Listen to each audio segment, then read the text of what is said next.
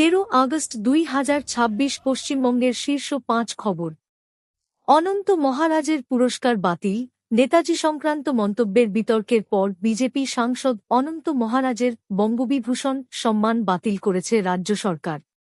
জি কার মামলায় গ্রেপ্তার।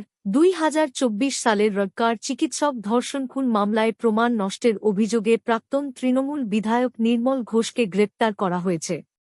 নার্স হাসপাতালে নার্সের রহস্য মৃত্যু। কলকাতার নার্স হাসপাতালে একটি শৌচাগার থেকে এক স্টাফ নার্সের দেহ উদ্ধার হয়েছে। ঘটনার তদন্ত চলছে। ভারী বৃষ্টির সতর্কতা। উত্তরবঙ্গের বিভিন্ন জেলায় ভারী বৃষ্টির সম্ভাবনা রয়েছে। দক্ষিণবঙ্গেও আগামী দিনগুলিতে ভারী থেকে অতি ভারী বৃষ্টির সতর্কতা জারি হয়েছে।